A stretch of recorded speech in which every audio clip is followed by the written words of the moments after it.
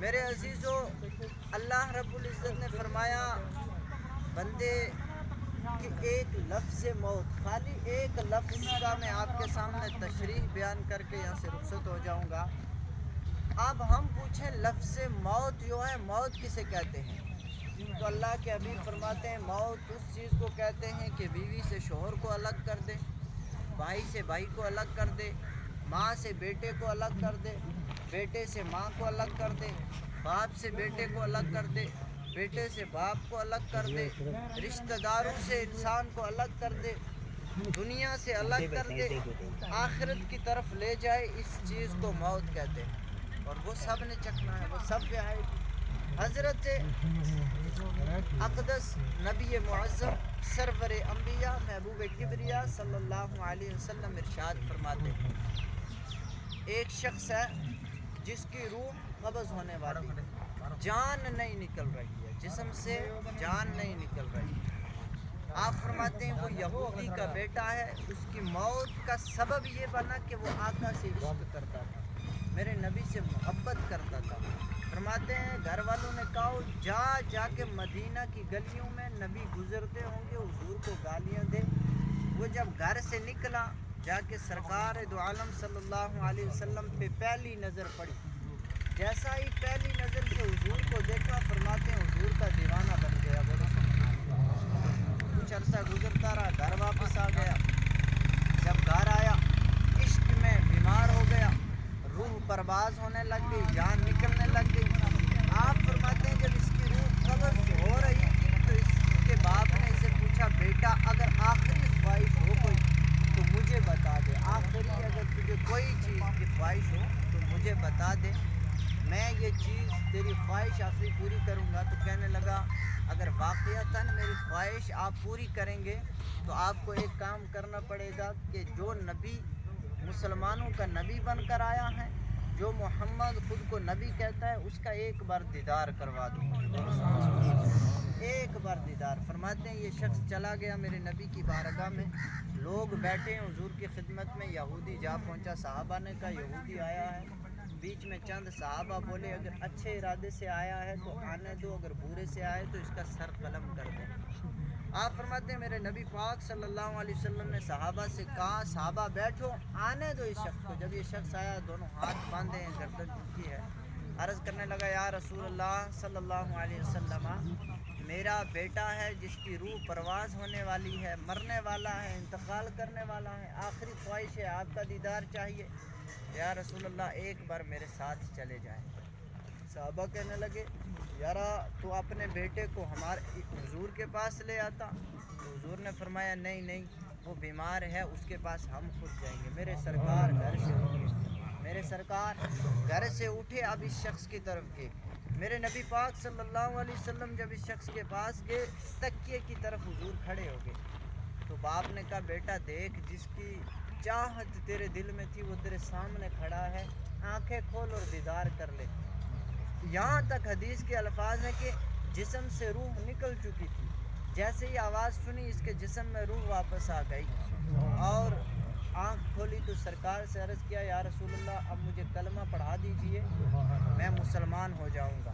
حضور نے فرمایا پڑھ اشہد ان لا الہ الا اللہ و اشہد ان محمدن عبدہ و رسولہ۔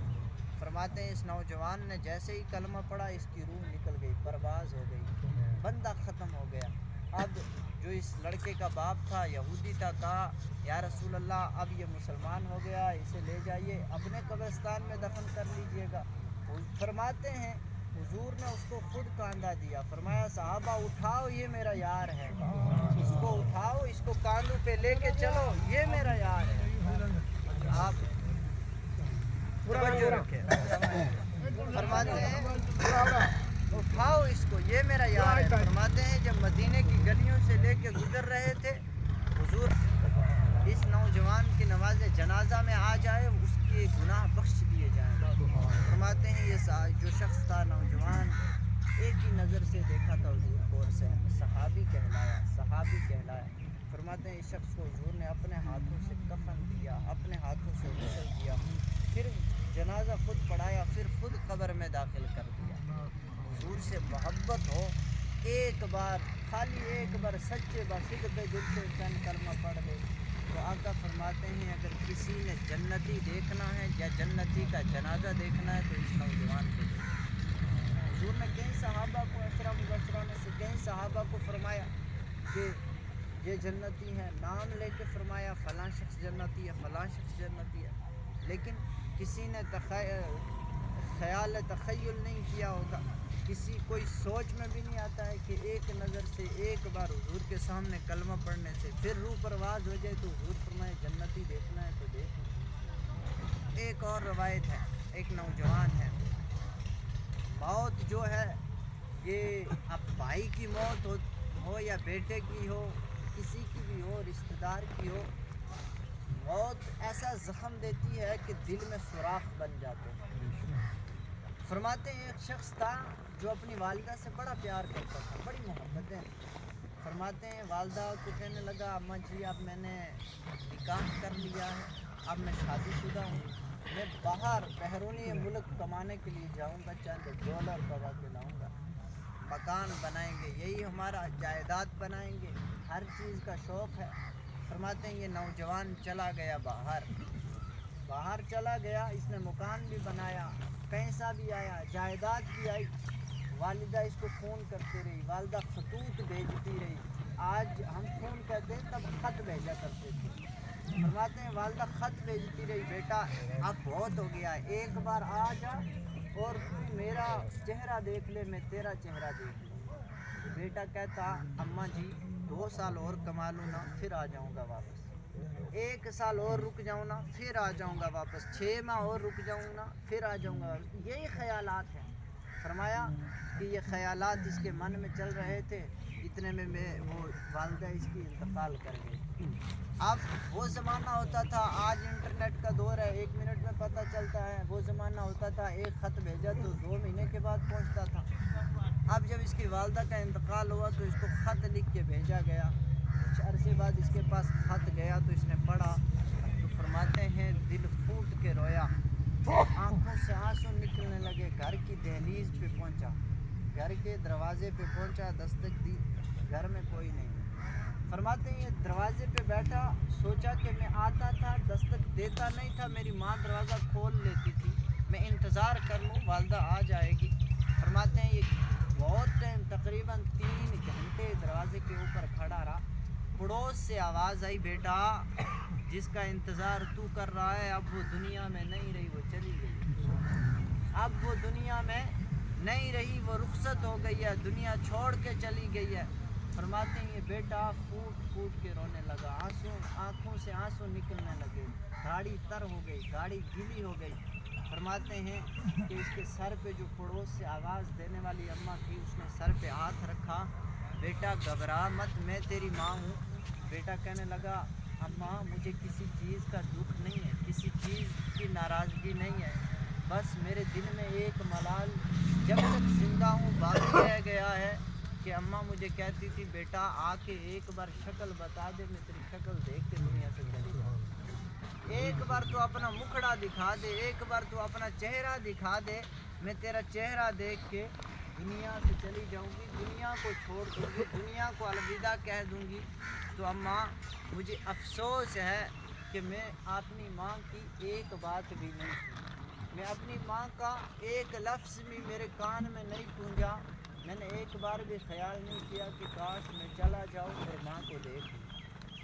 وقت حال میں ایک چیز کی ہمیں سخت ضرورت ہے، موت برحق ہے، موت کبھی پوچھ کے نہیں آتی، ہر چیز کا پتہ پہلے چل جائے گا کہ میرے ساتھ کیا ہونے والا ہے، لیکن لفظ موت واحد ایسی چیز ہے کہ یہ کبھی انسان کو پتہ نہیں چلے گا میں کس حال میں مروں، کس حالت میں جانا ہے، کدھر جانا ہے، کدھر کو موت ہو جائے، میری لاش بھی ملے یا نہ ملے، میرا جنازہ بھی پڑھنے آئے یا نہ پڑھنے آئے، کوئی اس پہ انسان کی تاخیر تحقیق تلخی کوئی نہیں، کوئی بات ہی نہیں ہے۔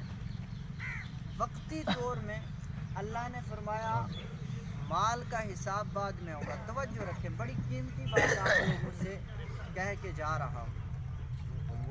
وہ کسی نے کہا تھا، ایک بات کہی تھی کسی نے، اور بھی دکھ ہے زمانے میں محبت کے سوا، راحتیں اور بھی ہیں وصل راحت کے سوا، تو نہیں تو کوئی اور ہی صحیح، کوئی اور نہیں تو کوئی اور ہی صحیح، اس دنیا میں صنم تو اکیلا تو نہیں۔ اس کا اگر انسان ٹرانسلیشن کرے، ترجمہ کرے، تو پتہ چلتا ہے اس میں کتنی بڑی باتیں چھپی ہیں۔ اس وقتی طور میں ہمیں ایک چیز کی سخت ضرورت ہے، کیا پتہ کس جگہ میں ہمارا انتقال ہو جائے، ہمارا نماز جنازہ بھی پڑھنے آئے یا نہ پڑھنے آئے، کوئی معلوم نہیں ہے، کسی کو پتہ نہیں ہے۔ میں نے ایسے نوجوان دیکھے کہ میرے ساتھ بیٹھا کرتے تھے، یہ ان کی دودھ میں ہم ہیں شاکو بھائی، میرے ساتھ رہا کرتے تھے، مسجد میں ہمارے ساتھ بیٹھا کرتے تھے، کسی کو خبر نہیں تھی کہ ہم نے ایک جدا ہو جانا، ایک دوسرے سے الوداع ہو جانا۔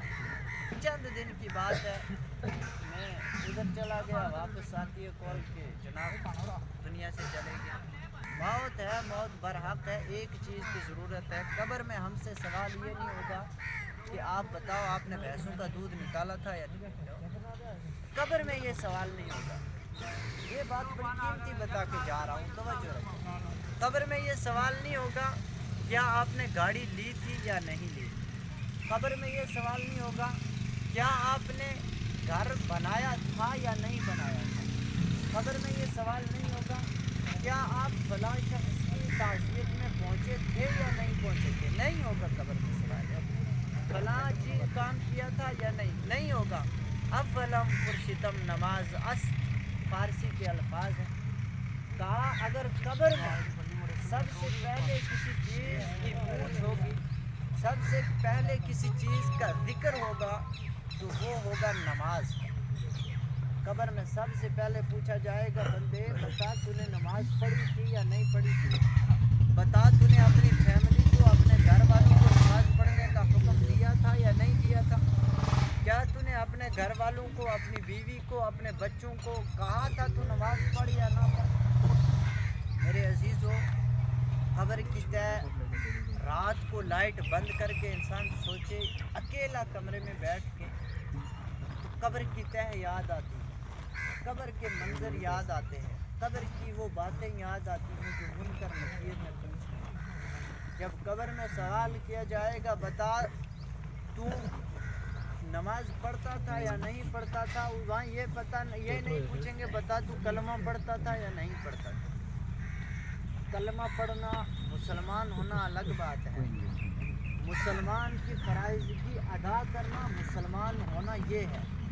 کلمہ پڑھنے سے مسلمان بندہ نہیں بن سکتا، خالی کلمہ پڑھنے سے۔ اگر مسلمان بننا ہے، سچا پکا سچا مسلمان اگر کہلانا ہے، تو سب سے پہلے ہمیں اسلام کے 5 ارکان کو مضبوطی سے پکڑ لینا ہے۔ جیسے ہم نے اپنے گھر، مکان، جائیداد، زمین، گاڑی بنانے کے لیے ایک چیز کو مضبوطی سے پکڑا ہے، یارا ہم نے پیسے کمانا ہے، چاہے وہ کسی طریقے سے بھی کمانا ہے، کہیں سے بھی آئے لیکن لانا ہے، اپنی مٹھی میں دامن پکڑ لیا ہم نے۔ یا بچپن میں بیٹا باپ سے پوچھے بتا ابا وہ کیا ہے، چاند کی طرف اشارہ، تو یہ چاند ہے، یہ سورج ہے، یہ پیڑ ہے، یہ گھاس ہے، ہر چیز کے بارے میں باپ بتا دے۔ لیکن وہی بیٹا جب جوان ہوتا ہے تو باپ ایک بار پوچھے گا یہ کیا ہے، تو وہ ایک بار بتائے گا، دوسری بار بتائے